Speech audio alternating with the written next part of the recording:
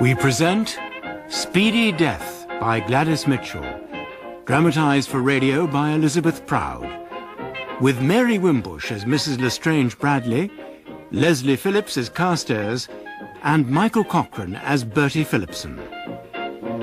Speedy Death. I know what I know, and I deduce what I deduce.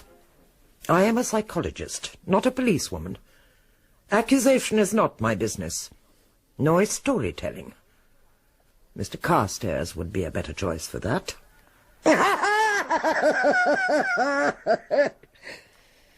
He enjoyed the confidence of the police. Well, it's true that as an entomologist I've had some experience of detective work. It's also true that of all the people involved in this extraordinary affair, I alone was never under suspicion. Not even Mrs. Bradley suspected me. True, my friend. Continue. It was the August of 1929. Several of us were staying at Janing's, Alistair Bing's country house. I'd known Bing a long time. He called himself an archaeologist, though in fact it was only a rich man's hobby. He was a widower, and his unmarried daughter, Eleanor, ran the house. His son, Garde, was a medical student. The story starts on Tuesday the 13th, with young Garde Bing waiting at the railway station for his fiancée. One of the guests, Bertie Phillipson, was with him. There she is, Garde! Dorothy! Over here! And about time, too. Dorothy! Hello, Garde, darling. Hello, Bertie. I didn't expect to see you. Come along, Dorothy, for goodness sake. It's nearly 6:30. The house is full of awful people, and dinner's at 7:30, of all ungodly hours. Dashed early, but you know what old Bing's like. It's very nice to see you again, Bertie. What have you been doing with yourself? Oh, I've been out and about, you know. As I got to know Phillipson, I came to realise that he wasn't at all the silly ass he seemed to be. He was older than he seemed, too. He'd fought in Flanders in the Great War, had quite a beastly time, I suspect, though he never spoke of it. He'd known Dorothy well for some time, and I think was in love with her. Still the little lounge lizard, Bertie. Why don't you get yourself something to do? Oh, I don't know. I mean, not much point, is there? Of course, if things had been different... Oh, Bertie, I'm sorry. I do like you ever so much, but with Garde, it's different. There's something about him. Yes, there is. His size and his beastly temper. You'll have to be a good kid when you're married. I know. You can't think how exciting it is to be scared stiff of your future husband. What are you saying about me, woman? Darling, nothing. Do be careful. I'm sure the driver ought not to take notice of what the people behind are saying. Now, Bertie, tell me about all the guests at Janing's. Is there anyone I know? Let me see. Do you know a fellow called Mountjoy? The explorer? I've heard of him. A large, hairy, loud-voiced, primitive sort of creature, with a big black beard. Oh, rot. He's a little, slim, clean-shaven, shy sort of fellow. In fact, the only person who seems to be able to get 2 words out of him is, well, who do you think? Not Eleanor. Eleanor it is. In fact, she's engaged to the fellow. Unofficially, of course. Pull yourself together, Bertie.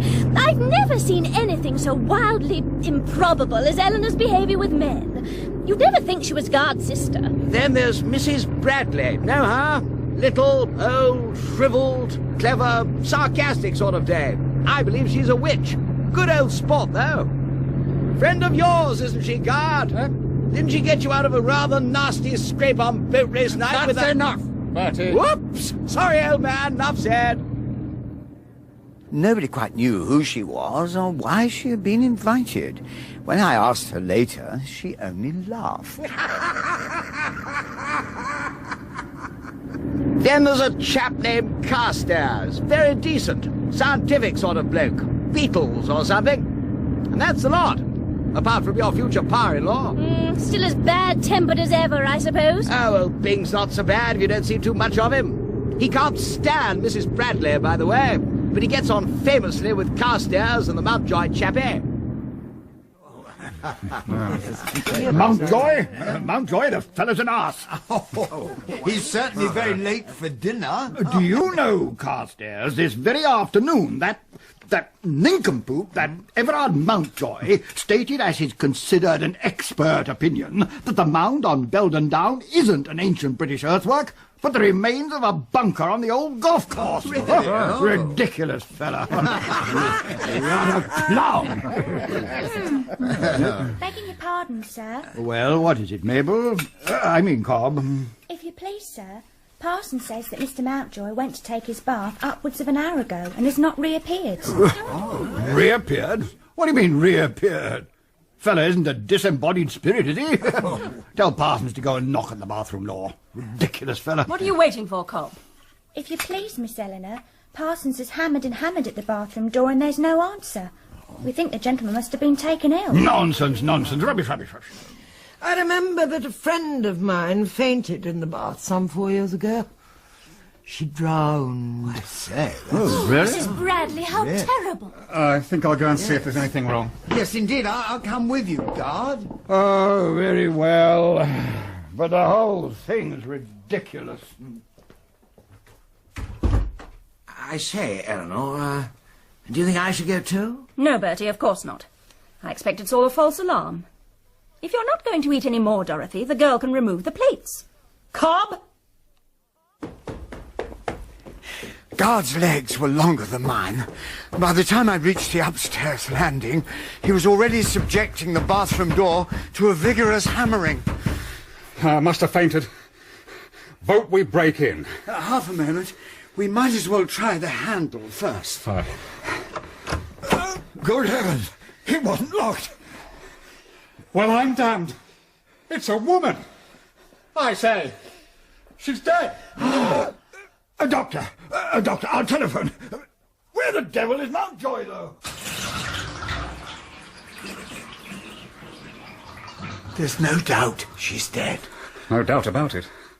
I've studied enough medicine to be sure of that. It's a weird business, isn't it? What the devil was she doing, having a bath in our house? Who is she? How did she get in? And a devil of a lot of other things. Such as? Such as the bathroom window being wide open, top and bottom, and the door being unlocked. And where's that chap Mountjoy? There. Dead. What did you say? I know it's a shock, but we have to face it. That woman is Mountjoy, all right. And I shouldn't tell your sister. Tell Eleanor. But you'll have to know. About the death of Mountjoy, yes. The fact that Mountjoy was a woman, no. Oh, yes. I get you. Rather bad luck to find out that the chap you're engaged to is a woman. What? God, stop being a fool. It was no use. I'm afraid young Bing made a poor fist of breaking the news to his sister. He's dead. Huh? Who? Why, Mountjoy, of course. That's why he didn't come down to dinner. He couldn't. He was drowned. In the bath. God, what do you mean? I mean that Mountjoy is dead. As a doormat. But look here. But I can't stop. Doctor will be here any minute. Not that he can do anything. Poor fellow. Dead as a door now. Well, I think we might repair to the drawing room now. According to Bertie, even Mrs. Bradley looked astonished at that. Next morning, I came upon that redoubtable woman talking to Bertie on the veranda. Good morning, Mr. Carstairs. You are just in time for a serious intellectual discussion. Oh? Yes. Mr. Phillipson here thinks that an accident took place in this house last night. Oh? Now, I think it was a suicide. Oh. I can trust you two people not to act idiotically if I tell you something very unpleasant, I suppose. Oh, certainly. Of course. There was murder committed in this house last evening. Ah, fancy that. What do you say, Carstairs? I say murder. Carefully planned, deliberately executed murder. First, there is the queer fact that although a man known to the scientists of 2 continents as Everard Mountjoy went into that bathroom, we found an unknown woman drowned there, and no trace of Mountjoy except his dressing gown. What? A woman?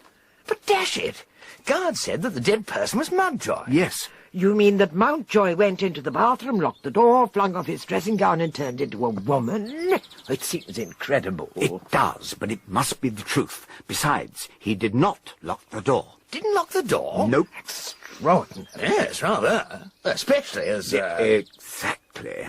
Then there's another thing. Yes?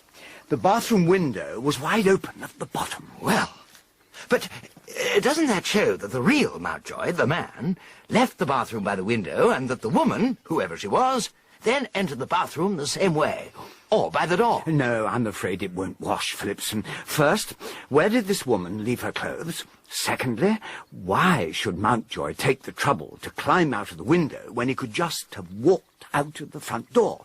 Thirdly, why should a strange woman break into a house and have a bath? Oh, it's not usual, to say the least. Precisely. No.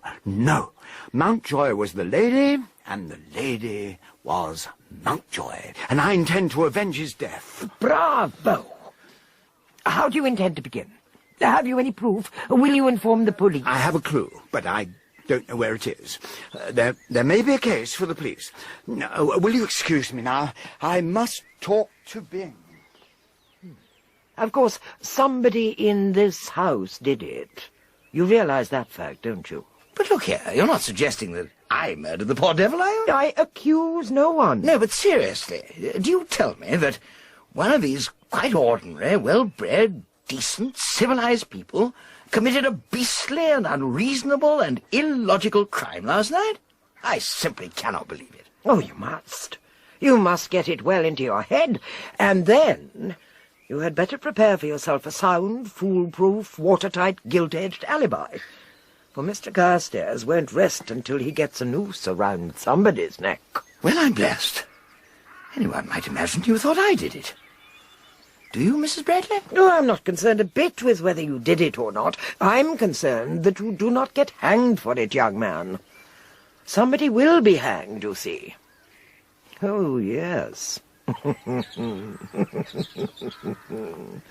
And it won't be me. Well, No, go on, do say it. No, it might be used in evidence against me. I don't trust you, you see.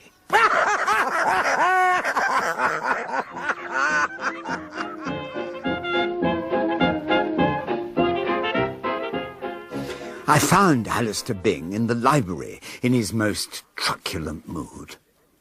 I take it very ill that you should suggest that such a thing as a murder could occur in my house, Carstairs. All kinds of wild rumours may spread. Look here. I feel that we should at least try and prove whether the dead body is that of Everard Mountjoy. There can be no doubt, Alistair. Didn't Mountjoy lose 2 fingers on the left hand after an accident on one of his hunting trips? Yes, he did. Those 2 fingers on the left hand of the corpse are missing. There'll be an inquest, of course, and all sorts of scandalous tales bandied about. Eleanor will be most upset. Yeah, maybe, but what concerns me is the fact that Mountjoy was murdered. You have no proof. You have no right to make such a statement. The unholy act, if that is what it was carried out at a time when everybody was dressing for dinner. That is to say, at a time when nobody can fully account for himself or herself. Upon my word, Byng, you're quite right. And then there's the fact that the intruder knew that Mountjoy wouldn't even cry out at the sight of him as he clambered in through the window. Ah, but the murderer didn't get in by the window. Why didn't he? Because it's a physical impossibility. The bathroom window is at least 20 feet above ground level, and there's no foothold for climbing. But there's a balcony outside Miss Clark's room, next door. Oh, nonsense. It's too hideously dangerous an undertaking for words. No sane person would dream of attempting it. No sane person. Look here, we can soon settle whether or not it is a possible feat. Let us have another look at the bathroom.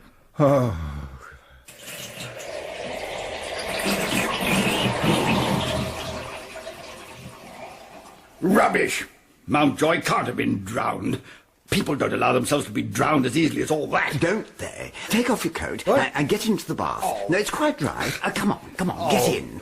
This is a serious demonstration. Oh, it's ridiculous nonsense. Come along, man. By the way, which of us two do you take to be the stronger? Myself, undoubtedly. I am both taller and heavier than you. And fitter, too, no doubt. Sit down. Oh, really, Carstairs, this is a waste of time. Good. Now, I sit here on the edge of the bath. I'm talking to you on a subject which vitally concerns both of us. Rubbish. Look, I'm tired of this foolery. I'm going to get... Mind your head. What? There.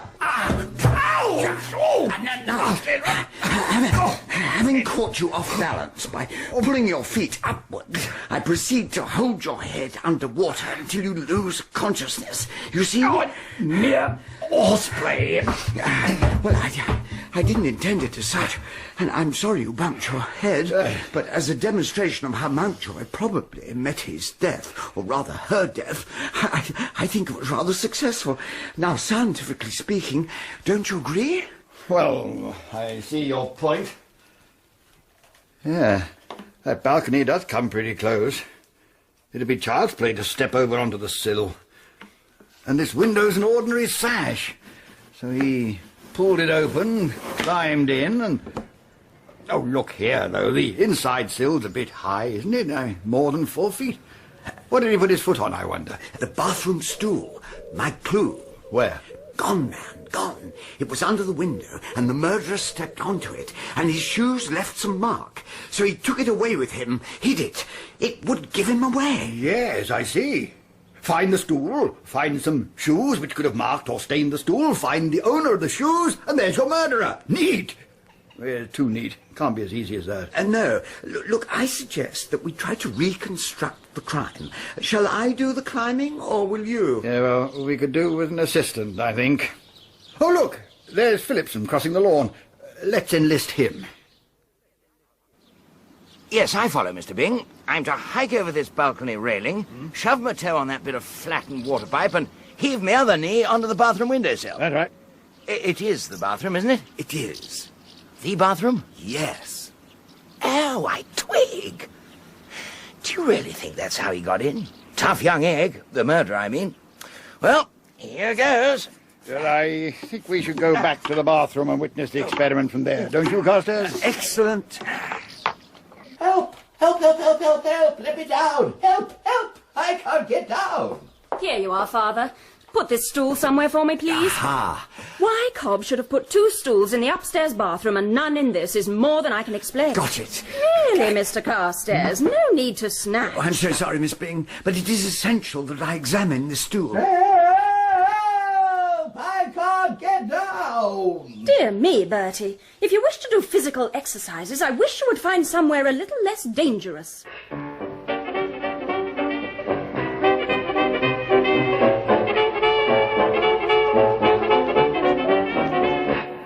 You might have jumped, you idiot, instead of sitting there gibbering. Well, if I had, I should have gone clean through the floor. Well, that proves that the murderer must have had something to step down on. But not the stool, eh, Mr. Carstairs? It's as clean as a whistle. Garde quite right. Rather puts an end to your theories, I'm afraid, Carstairs. And where's the motive, anyway? Yes, indeed. I'd give a good deal to know what motive anybody in this house had for murdering Mountjoy. Exactly. No, I'm afraid it was just a nasty accident. Oh, and by the way, all of you, I'm sure I needn't ask you not to let Eleanor know that Mountjoy was really a woman. It's bad enough for the poor girl, without breaking her pride as well as her heart. I must say, Father, she shows no sign of a broken heart, as far as I can see. Although you never really know what old Sis thinks or feels about anything. Still, it's devilish awkward having to remember that she doesn't know her young man was a young woman. After a sleepless night, I took myself off to the summer house to think things out. I just decided that what I really wanted was an intelligent listener, when Mrs. Bradley popped up, for all the world like a Cheshire cat. There's something peculiar going on in this house, and it perturbs me. You do think it was murder? Oh, yes. And the clues must be all round us, but we can't even see them. Well, we know some. Window open at the bottom, unlikely deceased would have had it so. Door unlocked, unlikely deceased would have neglected to lock it. Bathroom stool missing. Oh, that's been found. My best clue's gone west. Oh, found? Well, in the bathroom on the top floor, the maid appears to have put 2 stools in the upper bathroom and none in the lower one. That is exceedingly amusing. Did you question the maid about it? No, but Miss Byng said... Oh, Eleanor, what exactly did she say? Merely that she found 2 stools in the upper bathroom and couldn't imagine what Cobb had been thinking about. You don't think she was lying? Oh, if Eleanor said she found 2 stools up there, she was probably speaking the truth. But do you mean to tell me that you didn't have a look at the other stool? Good heavens, what a fool I've been. You mean that the other stool... Exactly. Oh. Too late, my friend, I fear.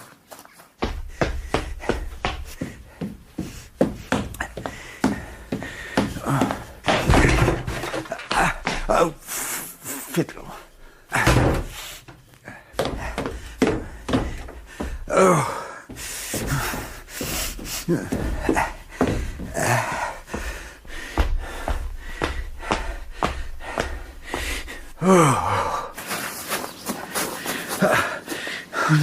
Not proven. Wonderful what a little turpentine will do. Are you a witch? No, merely a fairly observant human being. Well, of course you're quite right. Mabel Cobb told me that Miss Byng noticed a mark of paint or tar on the cork top and gave orders that it should be cleaned off. Hence the strong smell of turpentine hanging about the house yesterday. Seems to me that Eleanor couldn't shield the criminal better if she knew who he was. You think she knows something? You must question everyone, slowly and patiently. Yes, but supposing they object? They will love it. Well, shall we start with Alistair Byng?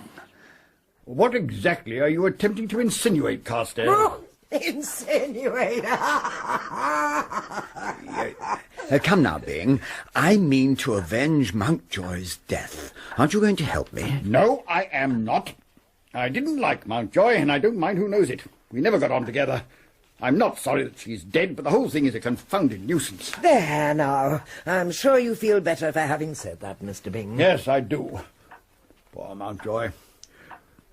So you still think it was murder, Carstairs? If so, the best thing you can do is to lay your suspicions before the police. I'm not at all anxious to call in the police, and I'll tell you why. I believe I know who the murderer is. What do you know? I know about the open window, the unlocked door, the disappearing stool, a stool which reappeared but in the wrong bathroom, the rightful stool which had been soiled and was cleaned with turpentine, and then, of course, there is the... The missing watch. You what? Missing what? What missing watch? Oh, only my little joke. I'm going to call in the police at once. I refuse to have my house turned into a Sherlock Holmes's paradise. Poor Alistair. I can't help sympathising with him over the private detective business. Now, do you recognise this watch, Mr. Carstairs? Oh, so there really is a watch. Well, it's Mountjoy's, of course. What about it? It wasn't in Mountjoy's bedroom after her death yesterday. I know because I looked for it. And this morning I found it. It was at the bottom of the jug on Mountjoy's washing stand. The jug was 3/4 full of water. Drowned watch, drowned woman. What? Why did she keep a watch in the toilet jug? It seems utterly idiotic. Put another word in place of idiotic, and I think you've hit it. Mad? Mountjoy was mad, and it wasn't murder, thank goodness, but suicide. Oh, I'm so glad you found that watch. Are you? Well, I hate to undeceive you, but it was most certainly a murder. And not Mountjoy, but the murderer was mad. Oh, but... Well, in that case... Oh, please go on. Oh, nothing. You were going to say that if I'm right, then your conclusion as to the murderer's identity must be wrong. Good heavens. Is it clairvoyance? Merely applied psychology. So now, do tell me who you thought it was. I thought it was you. Oh!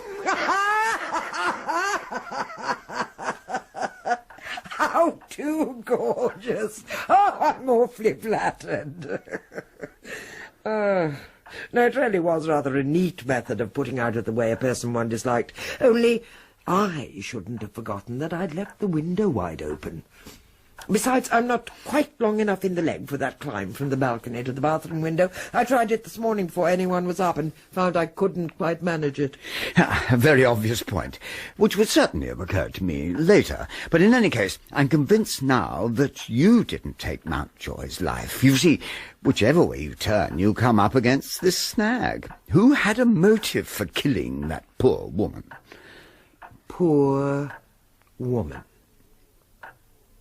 Poor woman. I don't follow.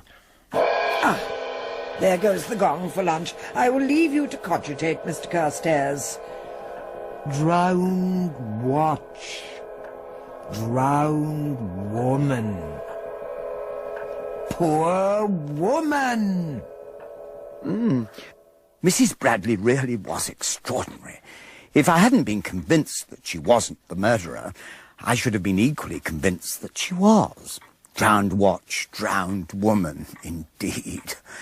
Meanwhile, however, Alistair had already taken a hand in the matter. After lunch, he called me into the library.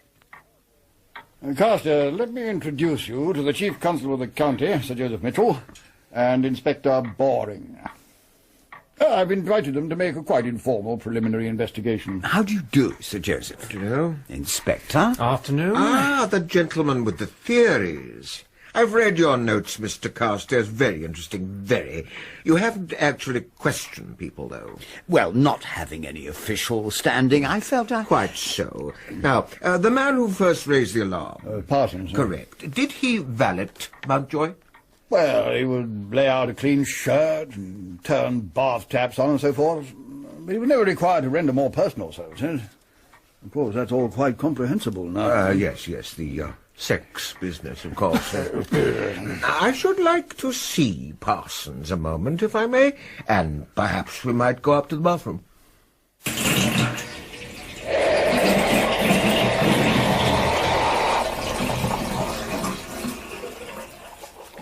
Parsons, you remember running the bath for Mr. Mountjoy on the evening of his death, don't you? Yes, sir. Did you turn on both taps at once? No, sir. The hot tap first. Then tested the temperature of the water with the bath thermometer and reduced the heat by means of the cold tap to the number of degrees specified by Mr. Mountjoy, who is very particular in such matters. Evidently. Now, would you remember exactly how high up the bath the level of the water was when you had finished your elaborate preparations? Yes, sir. About, there. Got the measure, Boring? Sir? Good man. 9.3 inches down, sir. But look here. When we took the body out, the water was right up to the overflow pipe. Was it now? Yes, Boring? 5.1 inches down, sir. Oh, this becomes interesting, Boring. Parsons, I want you to think carefully. At what time did Mr. Mountjoy enter the bathroom? 10 minutes to 7, sir. And what time was it when you heard him turn the water on again? 17 minutes past 7, sir. I remember because Mr. Mountjoy was what you might call a quick bather, sir. In and out and dry and half-dressed inside a quarter of an hour he was. That's why I was particularly surprised he took such a long time that evening. Then I heard the taps turned on. Taps? Both taps? Yes, sir. Both at once. The two make quite a different noise from just the one. Quite so. Go on. Well, sir, I was puzzled. It was so unusual. In all the 6 weeks Mr. Mountjoy was here, I'd never known him stay in the bath like that. Now, one more question. Who came out of this bathroom directly afterwards carrying the bathroom stool? Why, nobody, sir. How could they? There was nobody in there except Mr. Mountjoy. Were you there the entire time? I did go away for about 3 minutes, now I think of it, sir. Oh, why? Miss Eleanor had asked me to speak to Mabel Cobbn about the flowers, sir. Oh? Oh, yes, sir. Immediately after lunch, Miss Eleanor said, Or you might just tell Cobb that I've ordered more roses for this evening. She'd better see about them at once. Well, I'd forgotten.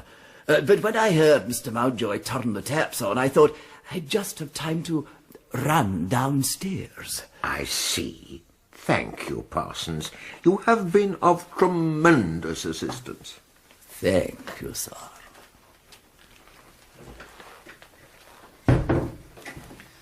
There goes an innocent manservant of impeccable bearing and a model witness, or one of the cleverest criminals unhung. And for the life of me, I can't tell which. Well, you don't mean that you think Mountjoy was murdered? I haven't the slightest doubt of it being. I shall need to interview the entire household to find out who can be acquitted of suspicion. Byng had been right about the awkward time of the murder. None of us had an alibi, apart from Mrs. Bradley. Come, Mr. Carstairs, all the servants have alibis as well. By the way, you haven't forgotten the cliff walk you promised to show me, have you? Cliff walk? Yes. I want to talk to you, and we daren't talk here. No. Here comes young Phillipson already. Oh, I say, I feel all of a dither. My delicate constitution won't stand much more of this. Look here. I'd like to tell you people something, and then perhaps you'll advise me whether to tell that policeman, Johnny. Yes? Well, it's only this. You know what a devil of a time Mountjoy was in that bathroom? Yes. Well, I waited and waited, you know, until at last I got so fed up that I went and twisted the handle of the door to hurry him up a bit. Her? Yes, her. Well, I swear the door was locked then.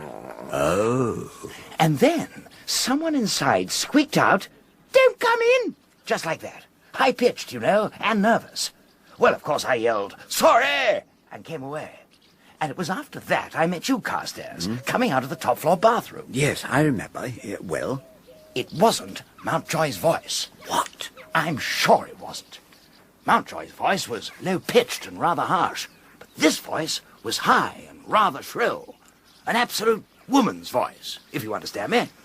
Scared, you know? Well, that's quite comprehensible, I think. You startled Mountjoy badly, I expect, and in her terror lest you should discover her secret, she shrieked at you in her normal instead of her disguised voice. By Jove, I never thought of that. Jolly brainy of you to have thought that out, Mrs. Bradley. Opinions differ. Do you think I ought not to tell the police after all, then? I should say not yet. I'll keep mum, then. Thanks very much. And now for our walk, Mr. Carstairs. Let us make for the sea.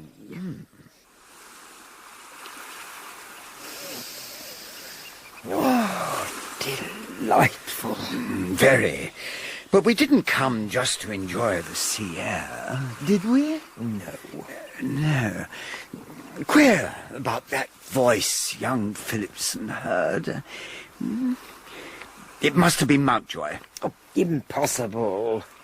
Mountjoy must have been dead by that time. Yes, but your own perfectly plausible explanation just now. Merely to put young Phillipson off the scent. You see, the guilty person must never know that anybody suspects anything. It would be fatal. If my deductions are correct, and as they're based on pure psychology, I don't suppose they'll turn out to be at fault, we have to deal with a person who values life so little that she will stick at nothing. She? But surely this wasn't a woman's crime. I am sure of it. But the climb from the balcony to window? Not at all difficult. I could do it if I were an inch longer in the leg. Look here. Who knew that Mountjoy was a woman? No one. Are you sure? Surely you can put your finger on the person in the house who hated Mountjoy with the intense and bitter hatred of one whose finest feelings, whose noblest emotions have been played with, huh? Mocked at, scorned, derided. Good God, of course. Let us go back to the house.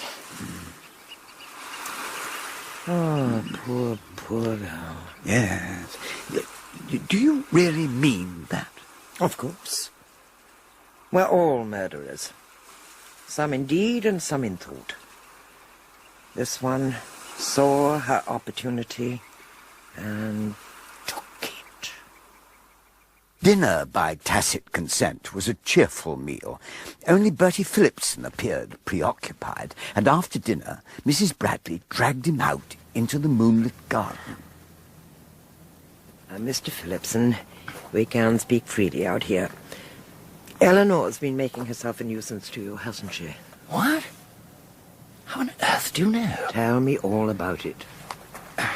Well, when I stayed here 2 years ago, Eleanor began to suggest that I should, well, fall in love with her, I suppose you'd call it. Mm-hmm. Once, she asked me outright to marry her. I tried to let her down lightly, you know. Then she made a suggestion. I can't go into that. But I let her see how horrified I was and made some excuse to old Bing and left. Well, I only came down here this time because Garde said Eleanor was engaged, and I was keen to see Dorothy again. Mm-hmm. And I thought Mountjoy had probably put me out of the running. Yes? Well, all was right as rain until Monday evening after dinner. And then she started leaning against me and trying to hold my hand. It was awful. Monday? Are you positive?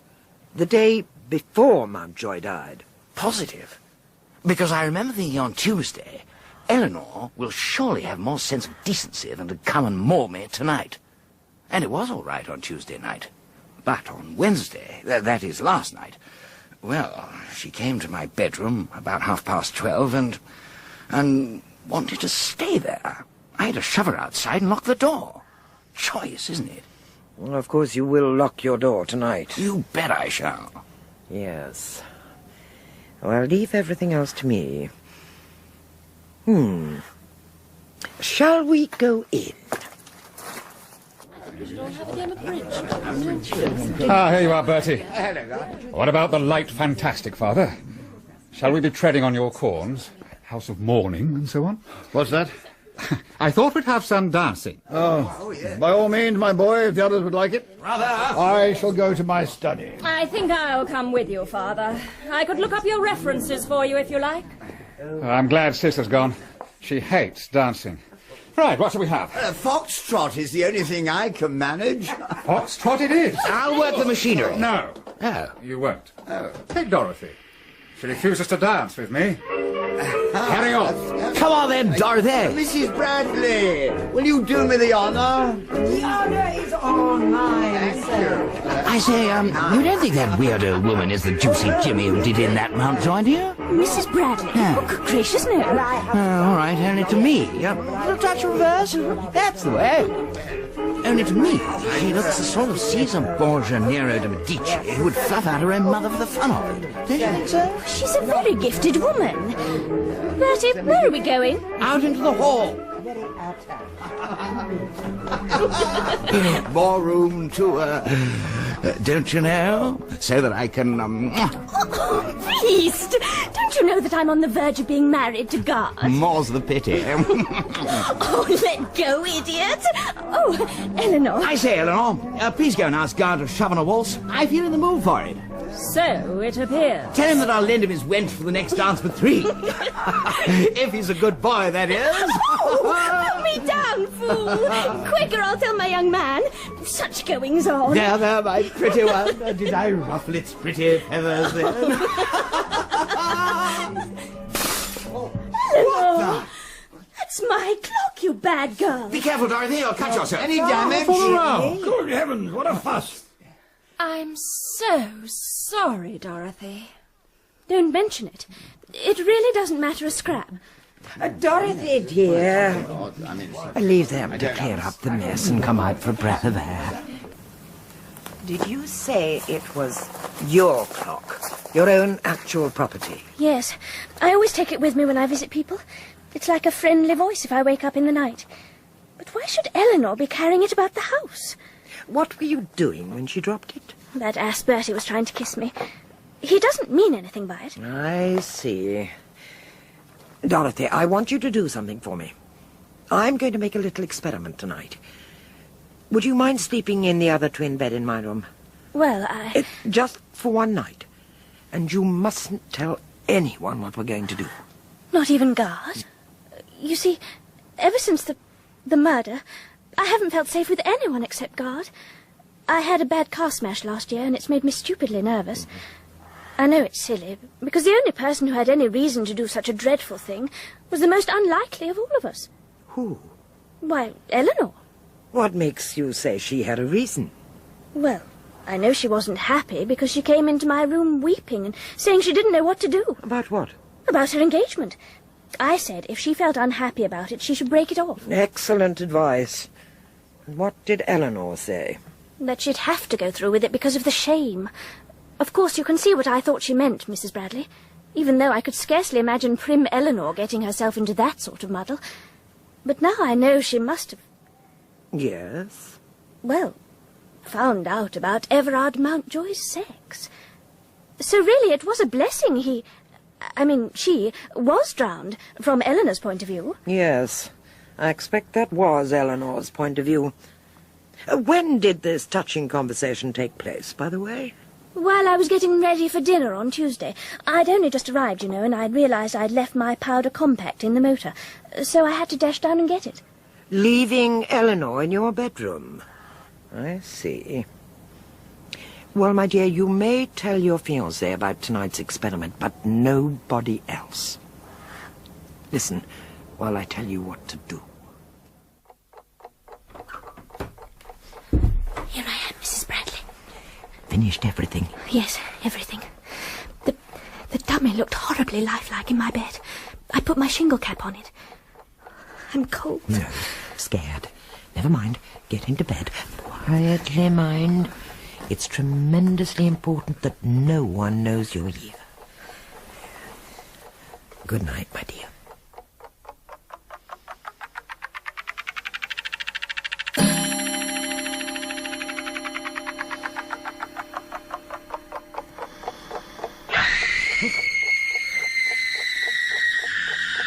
What was that? Scream. What did you think it was? Oh, isn't it horrible? Yes, it is, but it might have been worse.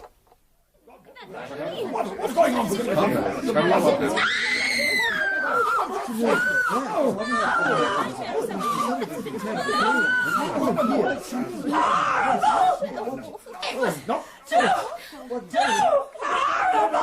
Calm yourself, Eleanor! But wasn't you screaming and there. Eleanor, do please calm yourself and speak coherently. Silence, please! Mabel, Parsons! Silence! Now then, Eleanor, tell us what has happened. I had neuralgia, and I thought Dorothy might have some aspirin. So I went into her room to ask for it, and well, go and see for yourselves. It's horrible! Horrible! Steady on, Dad, don't leave Dorothy's side until I come back. Oh, right. Now, Eleanor, come along. Come with me. I'm going to give you something to make you sleep, and when you've taken it, I'll send someone along to see how you are. No! No! Don't send anybody. I only want to be left alone. Please. The rest of us went into Dorothy's room. Lying on the bed was a dummy, its head cunningly fashioned from a Guy Fawkes mask, partly obscured by a rose-pink shingle cap. Gruesome enough in all conscience, but what was infinitely worse was the fact that the head was staved in as though from a terrific blow, and lying across the dainty coverlet was a heavy poker. We were still recovering from our first sight of this monstrosity when Mrs. Bradley arrived. Just look at this, Mrs. Bradley, will you? I think we must be harbouring a maniac. Yes. Nasty. Nasty. It's frightful. The poker. Yes. But supposing I had been lying there instead of the dummy. Well, you weren't. So it's all right. But I should have been, if it hadn't been for Mrs. Bradley. Hey? What's that? It's true. I should have been sleeping here tonight if Mrs. Bradley hadn't suggested this experiment. You mean it was your idea to fashion this frightful effigy, Mrs. Bradley? But had you any reason, any inkling of any... Just an intuition. Oh, rubbish, rubbish! Good Lord, Father. There's no need to be rude to Mrs. Bradley. I think this is the most ghastly attempt at murder I ever knew about. Oh, how foolish of me. I'm so sorry I said that. Where shall I take her? Your room, Mrs. Bradley. By all means, I shall accompany you. And I suggest that everyone should try to get some sleep. We can continue our discussions at breakfast.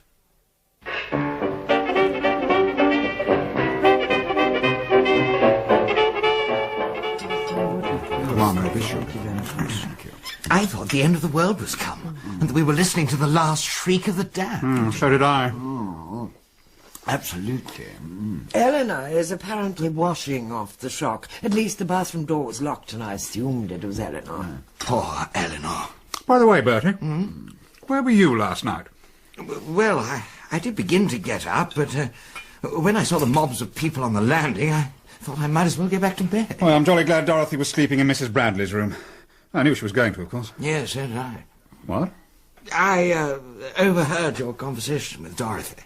The devil. So you knew where she was all the time? Yes, but it's a beastly business. I mean, anyone who would want to put a topping girl like Dorothy out of the way must be absolutely mad. Eleanor! What's Eleanor? the matter, Alistair? Where is Eleanor? In the bathroom, that horrible place! Oh, I should have locked it up and disconnected the water. Get her out!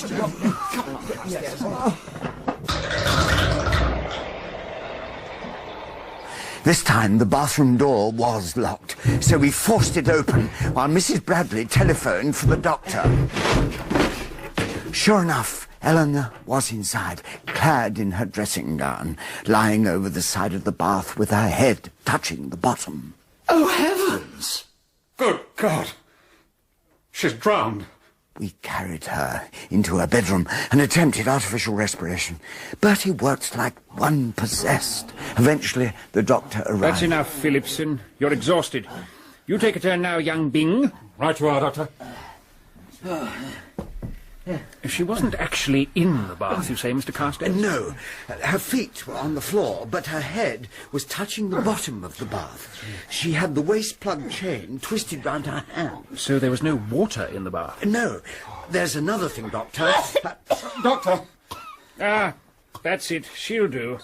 A dose of sal volatile, and she'll be as right as rain. Phillips. Oh, he's passed out. Silly fool. Haul him off her.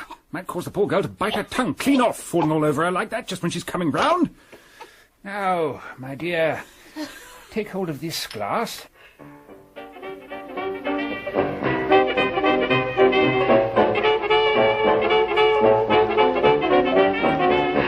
Eleanor, my dear, Sir Joseph and Inspector Boring have asked to see you. I hope you feel better, Miss Bing. Quite, I thank you. Oh, glad to hear it. Well, if you feel equal to doing so, we should like you to answer a few questions. First, I should like to request my father to descend to the study for a copy of one of the Latin authors. Which one, my dear? Anyone you like. But don't return with it in less than a quarter of an hour. I imagine these gentlemen will have concluded their inquisition by that time. Yes. And now, Miss Bing, we want you to tell us what caused you to fall headfirst into the bath this morning. I was overcome by a feeling of extreme faintness, and was unable to call for help before I was wrapped in complete oblivion. The only wonder is that I am alive to tell the tale, or so I am informed by those who rescued me. Yes, yours is a devoted family circle. Oh, come now, Miss Bing, there's no need for us to fence. Who are you shielding? Fence? Shielding? Pray, explain yourself. Who attempted to murder you in the bathroom this morning? Come now. My dear Inspector, you are talking the most utter nonsense. Nobody attempted any such thing. I fainted, as I have told you. That is all I can say. And as I am still weak, I feel sure you will relieve me of your presence as soon as possible.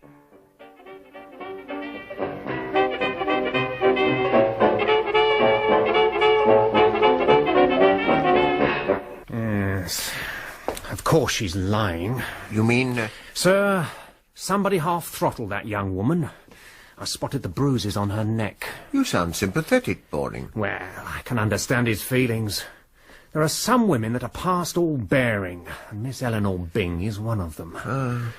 Now, I wonder who she's shielding.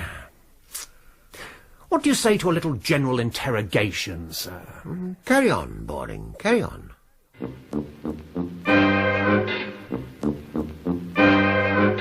Now, Miss Clark, who in this house had any reason to wish you dead? You mustn't ask me. Oh, come now, Miss Clark. All right, I tell you. It was Eleanor who hated me. She always has. But she didn't try to kill me. I'm sure she didn't. And why are you so sure? It would be too horrible. Yes, I agree, Miss Clark. Thank you, Miss Clark. That will be all. I'll ask Garde to come in, shall I? If you would, please. Fingerprints might settle the matter, sir. On the poker, you mean? Perhaps. Come in and sit down, Mr. Byng. Right. Are you strongly attached to your sister? No. No? Before or after you knew of her inimical feelings towards your fiancé? I didn't know that Eleanor didn't like Dorothy. That's news to me, I assure you. This is never demonstrative, you know. I see. Any questions, Boring? No, thank you, sir. That'll be all, Mr. Byng. Right you are. I'll get Carstairs.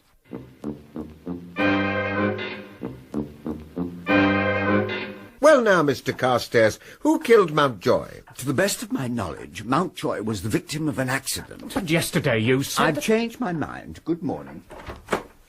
Of course, you won't be able to shuffle like that in the witness box. Who's next?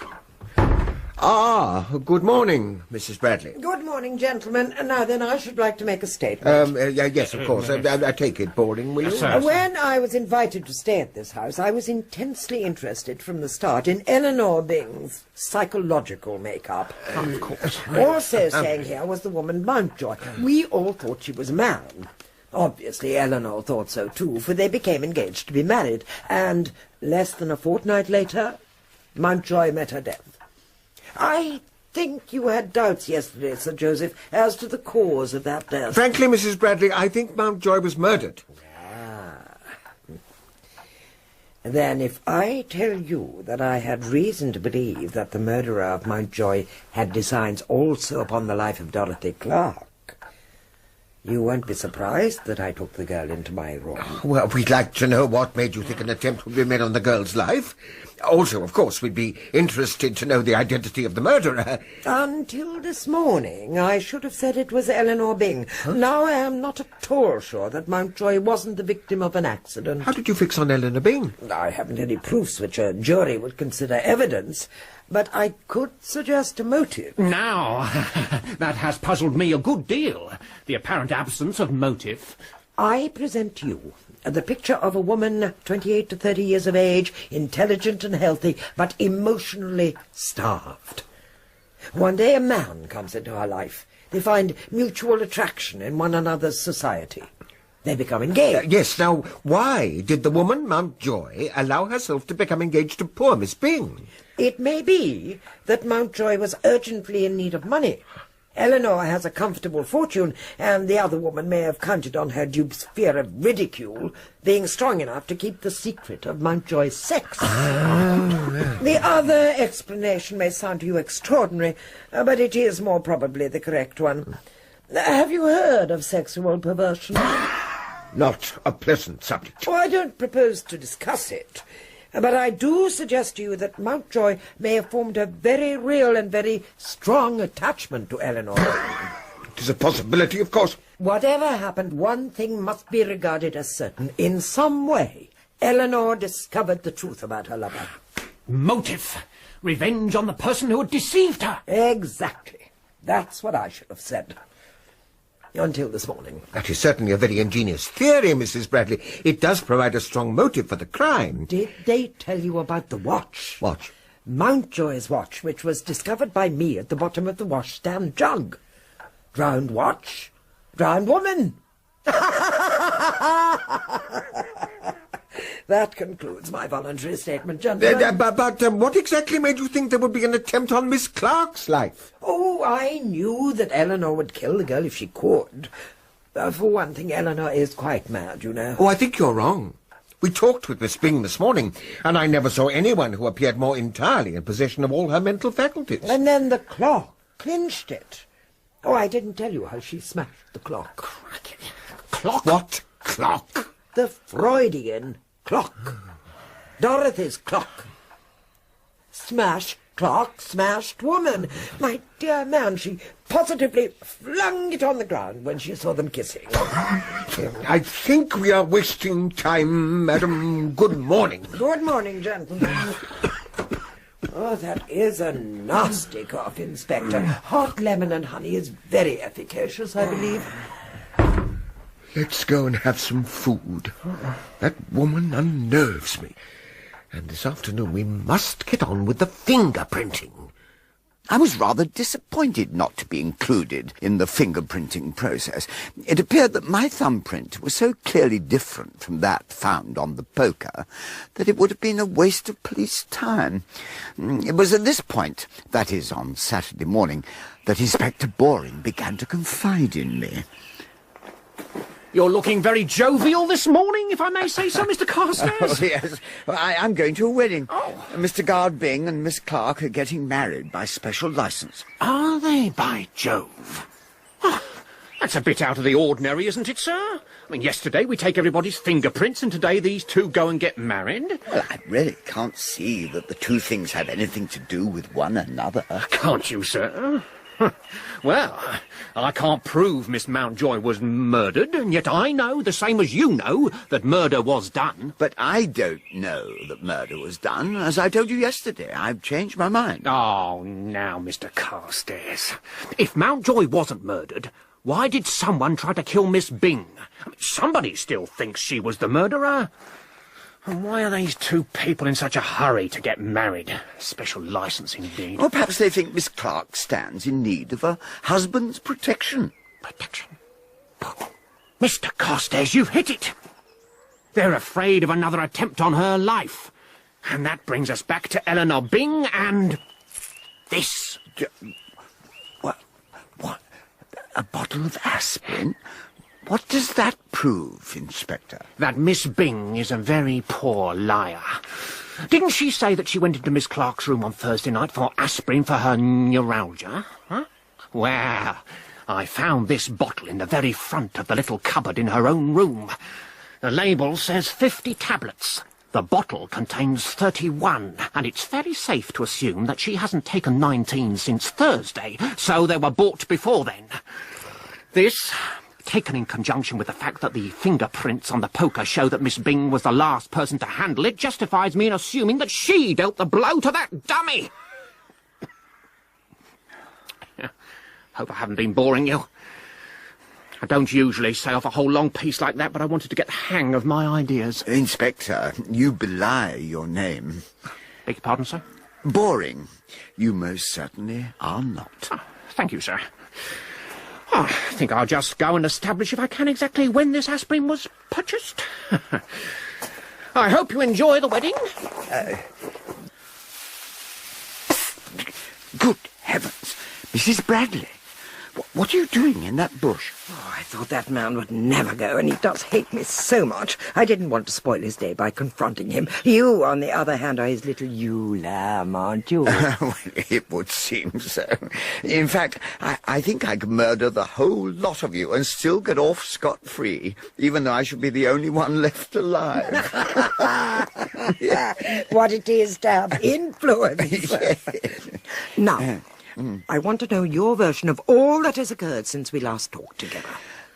I'm forced to the conclusion that the murderer is a homicidal maniac who killed Mountjoy and attempted to kill first Dorothy and then Eleanor, and for all I know may be lurking behind the summer house at this moment. Whoa! I should run for your life. Yeah, but there's one point I'm not quite clear about. I thought you'd noticed the screen. Passing over your quite unique habit of reading my mind, why did Eleanor scream like that? Well, why do women usually scream? Because they're in agony or in danger or Frightened? Let us say suddenly frightened. We can dismiss the idea that Eleanor was in agony, I think. That leaves us with the alternatives of danger and sudden fright. Exactly. The view that she was in danger mustn't be lost sight of, and that something frightened her is undoubtedly true. She admitted it herself, but her explanation is amazingly thin. She said it was the sight of the dummy figure in the bed when she turned on the light. Now, I contend that Eleanor was lying when she said she turned on the light. Go on. Her fingerprints were on that poker. The head of the dummy was staved in by a heavy blow. The inference is that Eleanor struck that blow. She must have intended to kill Dorothy. Would she have risked turning lights on? No. The moonlight, she judged, was sufficient. She struck the blow, and then... She screamed. But why? Because somebody was hiding in the room, and this person sprang out and confronted her. He switched on the light. It was his unexpected appearance and his fierce, almost murderous attitude and expression that caused Eleanor to scream. Not only did she realize that someone had seen her kill Dorothy, but she thought her own life was in danger. But she didn't kill Dorothy. No, but she thought she had. But... And don't you see that this also accounts for the attempt made on Eleanor's life? If Eleanor had killed Dorothy, she herself would never have left that room alive. Because Dorothy was safe, the unknown witness let Eleanor go. Later, however, he thought better of allowing her to remain at liberty to injure Dorothy on some future occasion, so he entered the bathroom next morning and, as he thought, drowned Eleanor in the bath. I expect he worked tremendously hard yesterday morning trying to bring her round. Oh, it must have been a staggering shock to him when she recovered. You say him? I'm sure he's a man, because we can all account for Eleanor, and Dorothy and I can account for one another. So that leaves yourself, Alistair, Garde, and Bertie. Which one do you choose? Garde is the likeliest. A fair guess, but a mistake, I think. Try Bertie Phillipson. Bertie? Oh, no. Oh, nonsense. Then perhaps you'll tell me why he didn't join the rest of us on the landing outside Dorothy's room. Wasn't he there? You know he wasn't. Don't you remember how Garde teased him at breakfast about his non-appearance? He was still hiding behind Dorothy's bed. Oh, I could wager he spent a remarkably uncomfortable half-hour, too, wondering if Eleanor would give him away. Yes. If all this is true, why didn't she? She is in love with him. One increasing purpose runs through the whole of these unhappy affairs, and the theme is Eleanor's desire for Bertie Phillipson. Oh, no, I really must go and dress for the wedding. Did you say there were to be 2 bridesmaids? Yes, Eleanor and a nice girl named Pamela Storbin. She'll come back after the ceremony for lunch, and Bertie will drive her home after dinner. I see. What a shame that Bertie is such a charming squire of dames.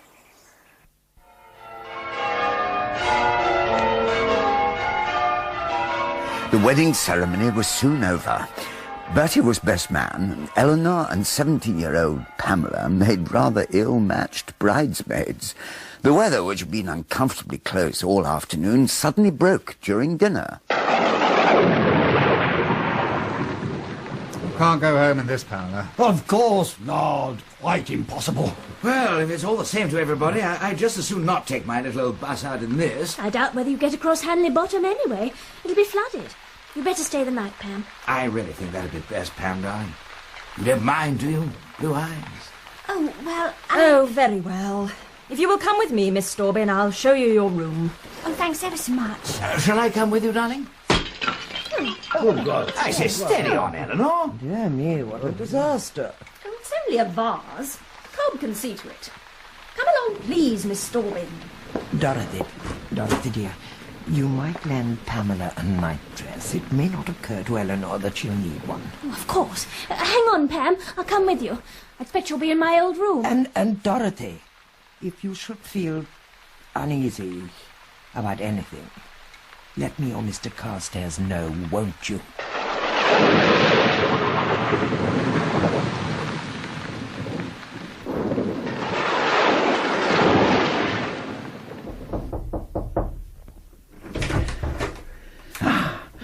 Phillipson, there you are. Oh, I hope you're not feeling sleepy, because I've got a job of work for you. Dashed annoying of you, Carstairs. What is it? Help me keep watch in Dorothy's old room, where young Pamela was supposed to sleep. Yeah, well, what's the game? Where is Pam sleeping then? Shh. In Mrs. Bradley's room. Come on. Come on. Through here.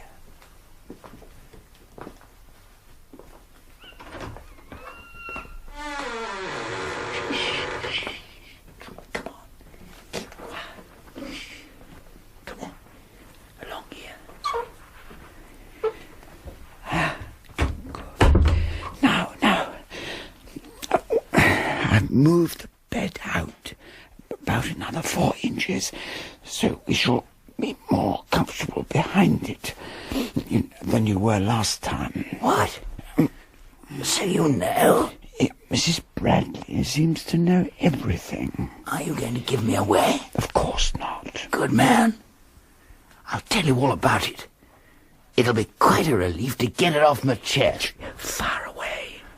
Well, of course, you know I'm fond of Dorothy. Always have been. Yes. But she liked Garde better. Anyway, I'd always felt that I'd, do anything on earth for her. Well, on Thursday night, I overheard Garde and Dorothy talking about the dummy in the bed, and I was jolly keen to find out what was going to happen. So I sneaked into this room and hid. Where we are now, behind the bed head. Yes. Anyway, after a bit, along toddled Eleanor, complete with poker. Oh. Honestly, it was the beastliest thing I ever saw. Yes. The moon was fairly blazing in through the window, and she raised that heavy poker above her head with both hands. Sorry. And brought it down on what she thought was Dorothy's head. Oh. And I distinctly heard her chuckle. I tell you, she was mad at that moment. Horrible. Well, I leapt out at her, and she screamed and ran out onto the landing, dropping the poker on the bed. So Mrs. Bradley was right. Oh, clever woman. No, there's more to come. Oh. I can't explain what happened next. It was a horrible thing I did. Awful. Oh. But it seemed to me then, and it still seems to me, the only possible course to have taken. Yes. I decided that I must stop Eleanor harming my Dorothy. Now, I want you to believe that I didn't actually mean to do her in. I thought I might be able to scare her so much that she'd leave Dorothy alone. Sort of blackmail idea. Yes, I see. Well, early next morning, I climbed from the balcony here to the bathroom window. Eleanor had just turned the taps on. I don't know if she saw me or came over faint, but all at once she crashed, head down, over the side of the bath. Well, some devil seized me then. I rushed at her and held her head underwater until I felt certain she must be dead. And then I climbed back the way I'd come. The luck of Beelzebub stuck to me to the very end. Yes. Oh. What's that? It's Eleanor with a candle. Good God, she's got a knife. She's mad.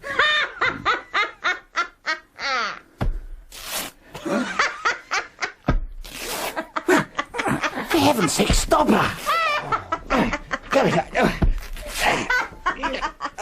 Now then, stop this. Come now. What are you thinking of? You're tired. You want to go back to bed. Come along now. No nonsense. We'll stand by, shall we? In case... No need. No need for you to stay up any longer. Oh. Good night, and thank you very much for your help. Yes. It's all right now. Come along. Be quite all right now. There you go, Jill. That's right. Here you go. Oh, extraordinary woman. My hat, yes. Carstairs! Phillipson, what's going on? Awful amount of noise in the house, shocking. Good heavens! Whatever's that row? It's coming from Eleanor's room. Oh, Mrs. Bradley! Good heavens! What's the matter with Eleanor? Is she ill? Complete nervous breakdown. Nervous? Yeah! I want a drink. And you shall have one. There's some coffee in a flask in my room if someone could fetch a cup. A cup was found. Mrs. Bradley poured a generous amount of milky coffee into it. Eleanor drank to the dregs. When she appeared to be asleep, we left her. I think I'd better lock her door, don't you? Mr. Byng, you better have the key. What? Oh, very well. Now then, to bed. To bed. Good night. Good night. Yes, well, I think I'll toddle off too. Good night. Night. Yes. Now, why didn't you tell Alistair? I have nothing to tell him. Eleanor isn't insane, if that's what you mean. But damn it, she's dangerous. Oh, yes, I know. But only when anybody takes a liking for Bertie Phillipson. Oh. It's an awful situation. Still, we must hope for the best. And in the morning, it appeared that the best had happened.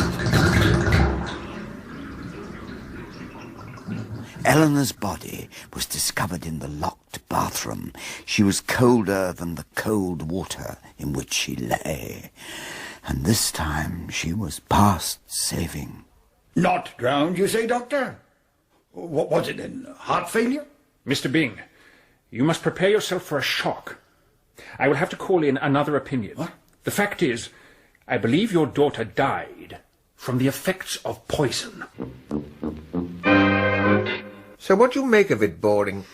Suicide, do you think? Funny drug if it was, sir. Hyoscine hydrobromide. Not easily obtained. Apparently it's used in the treatment of mental patients. Is it indeed? Isn't that Mrs. Bradley's line of country? Psychoanalysis? Exactly, sir. We found a wine glass in the deceased's room. It's being analysed. Now, Mrs. Bradley says she gave the girl a sleeping draught in that wine glass. She also gave her a cup of coffee from her own flask in a cup procured from the kitchen, and she did that in front of witnesses. Yeah, the trouble is, the maid took the cup and washed it up. Didn't old Byng say that Mrs. Bradley locked Eleanor's door and gave him the key? Yes, Sir Joseph. Well, you'll find that key worth thinking about, Boring. Well, sir, we've received the analyst's report on the wine glass. It contained an ordinary sleeping draught, just as Mrs. Bradley said. If only we could have got onto that dirty coffee cup. Oh, you mustn't assume that it would have contained traces of the poison, Boring. Now, what about the key of the bedroom door? That's got me properly puzzled. Mr. Byng threw it away in a fit of panic, he says. But that interfering maid, Mabel Cobbn, spotted him throwing it into the lily pond. I fished it out all right, but it wouldn't fit the door. Aha! That brings us back to Mrs. Bradley. Yes, sir. That key fits the bathroom door. Yes, I thought as much. But the locks of the two bathrooms are identical, you know. But Mrs. Bradley could have handed Alistair Byng one bathroom key and used the other herself, while still keeping possession of Eleanor's bedroom key. Aha! That silly little man, Boring, thinks I did it. Makes matters very awkward for me since the coffee cup was washed up, you know. Good Lord. No wonder you're perturbed. Good Lord, indeed. Of course, they will find no trace of poison in the dregs in my flask, which was not washed up. Oh, if only Mabel Cobbn had left well alone. I shall find myself in the dock before many weeks are out, you mark my words. Oh, come now. I shall plead not guilty, and I shall get Ferdinand Lestrange to conduct my case. He's a very young man, isn't he? He is 39 and was born on my 18th birthday. He's my son, by my first husband. Really? Clever boy, Ferdinand. Mrs. Bradley, a word, please. You see? Good heavens. Oh, while I think of it, Mr. Carstairs, could you give Dorothy her little bottle of lavender water for me? Oh, yes, of course. Thank her very much, and tell her my head is much better. There you are. Yes, Inspector? Beatrice Lestrange Bradley, I arrest you for the wilful murder of Eleanor Millicent Byng, and it is my duty to warn you that anything you say may be taken in evidence against you. Oh, Garde, I'm looking for Alistair. The most frightful thing has happened. Mrs. Bradley has been arrested. Mrs. Bradley? Oh, they can't. Well, that's choice, I must say. We must find some clue to her innocence. I want to see Alistair. That's just what you can't do. Silly ass has gone to Tibet. Gone where? It's the truth. He must have left before anyone was up this morning. We've only just discovered from his papers where he's gone. Yeah, and that's a bit vague. Look here, though, Carstairs. We've come across Eleanor's diary. Is it likely to be any help to Mrs. Bradley? Well, there's no doubt that poor old sis killed Mountjoy, if that's any help. Some of the things she wrote quite curdle your blood. And there's another thing. According to Eleanor's diary, Mr. Byng was having an affair with Mabel Cobbn. What? Yeah. Fruity, isn't it? But is it true? Well, it certainly explains Eleanor's attitude to Mabel. She was trying to persuade her father to let the girl go. And Alistair refused. Yes, that explains a lot. I'd better question Mabel, I think. How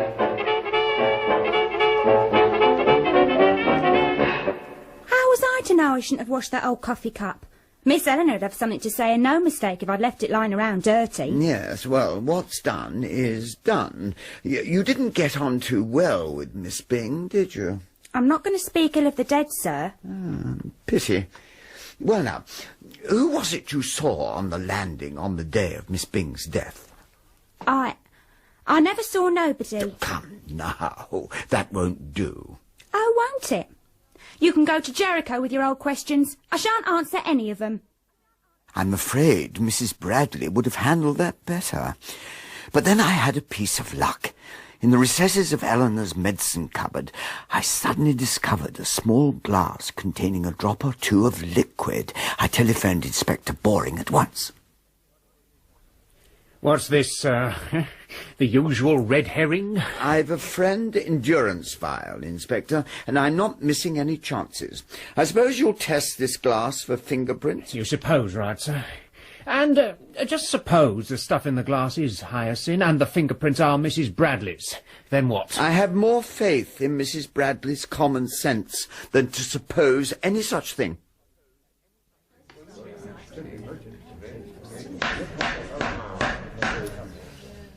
It annoyed me considerably to find myself called as a witness for the prosecution, and I was determined to give the counsel as little help as I could, within the strict terms of my oath. The idiot had actually suggested that Mrs. Bradley's motive for murdering Eleanor was so that she might become Alistair Byng's wife, a suggestion which the accused treated with the contempt it deserved.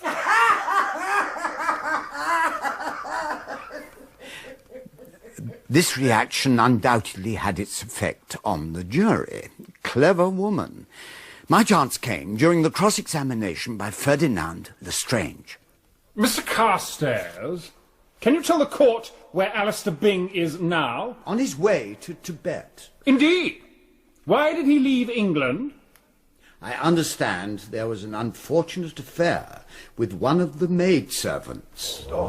I see. Exactly the kind of man, in fact, that one would expect to find a prisoner risking her neck for. It soon became clear that the absence of motive was the weak part of the prosecution's case.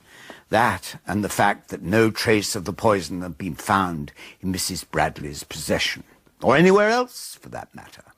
Otherwise, the evidence against Mrs. Bradley was very strong. Then came the turn of the defence. Gradually, witness by witness, Lestrange demonstrated that nearly everyone present in that house on the night of August the 18th had equal opportunity and more reason to kill Eleanor. Finally, he came to the medicine glass I had found. Well, Inspector, what did the residue in the glass prove to be? A solution of hyoscine hydrobromide. And did you also find a bottle containing hyoscine hydrobromide, or its traces? Oh, we did not. Neither among the effects of the deceased, nor in the possessions of the defendant? No. It is one of the baffling elements of the case, my lord. And were there fingerprints on the glass you found? There were. The prints were those of the deceased woman. That would seem to me to point to suicide, my lad. But I'm sure the members of the jury are sufficiently intelligent to draw their own conclusions.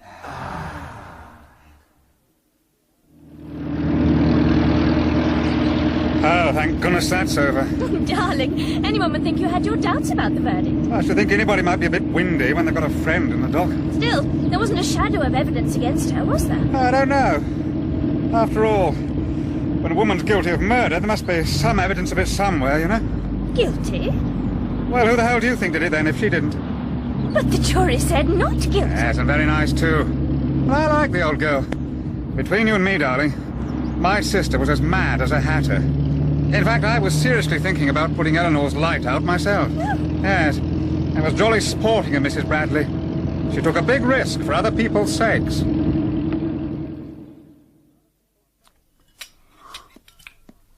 Of course, Mother, you did do it. Oh, yes. Yes, of course I did it. One day I'll tell you how. Tell me why. Well, it's difficult to do that. I had no personal feeling in the matter, you know. It all simplified itself to this. If I didn't kill Eleanor, she would kill Dorothy. Or more possibly, if I didn't kill Eleanor, Garde might. Or more terribly, Eleanor would kill Dorothy, then Garde would kill Eleanor, and the law would kill Garde. Just as well for us that the British public doesn't believe in disinterested actions. Of course, if I'd been prosecuted...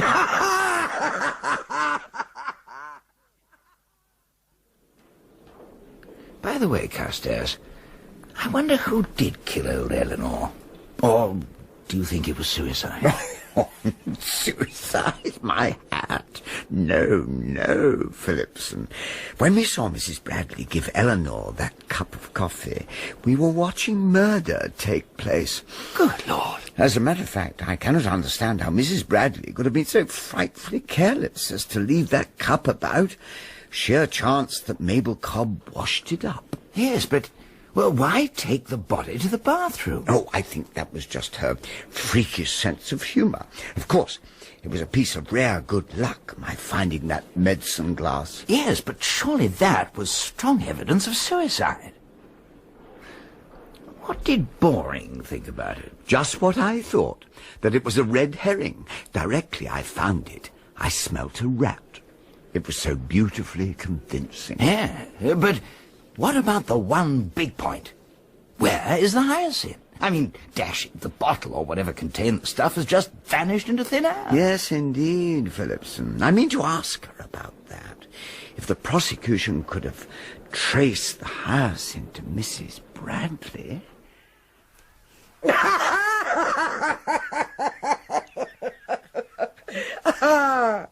But that, my friend, was what they could never do. You see, I hadn't it in my possession after I was arrested, and neither had I hidden it anywhere. Then where? It is you who have hidden the hyacinth bottle so well. But I don't understand. Since I cannot be tried twice for the same offence, I will confess to you that I did poison Eleanor. I administered the poison in the coffee which I gave her. And as for the hyacinth, you know better than I where it is. What did you do with the little dark green bottle of lavender water I asked you to give to Dorothy? So that's what it was. Dorothy had her own bottle, of course, and returned me yours. Well, you'd better make sure that she returned the right bottle. Mine had a tiny label on the bottom. Then it's yours I have. But why was I chosen for the role of accessory after the fact? Because Boring loved you so. Don't you remember telling me how much he doted on you? Oh, poor Boring. That man worked very hard and very intelligently. He really deserved to win his case. But I don't understand. About the coffee cup? Well, that was a hard piece of luck, Mr. Carstairs. I took a great deal of trouble to wash out that cup in the flask, and I ran a dreadful risk in stealing down to the kitchen to obtain the dregs of some undrugged coffee with which to dirty them both again. Ah, so if the dirty cup had been analysed, Boring would have found coffee. I found that my intelligent anticipation had been ruined by the zealous Mabel. I was obliged to lay another trail. You remember the doctor gave Eleanor sal volatile after she was nearly drowned by darling Bertie? Yes. Well, I put a little hyacinth into that glass, assuming that it still bore her fingerprints, and then slid a fish slice underneath it, thus managing to carry it to the cupboard without imposing my own prints over Eleanor's. And you cleverly found it. A fish slice? Oh, what would you have used then? Oh, I don't know. A bricklayer's trowel, perhaps. Well, yes, quite good, but bricklayers' trowels are hard to come by, while the humble fish slice resides in every well-conducted home. So far as I know, this was Mrs. Bradley's first experience in criminal detection. She has, of course, since become Dame Beatrice Lestrange Bradley, consultant psychiatrist to the Home Office and a detective of some considerable reputation. It is sobering to think that the want of a fish slice could have brought that brilliant career to an untimely end.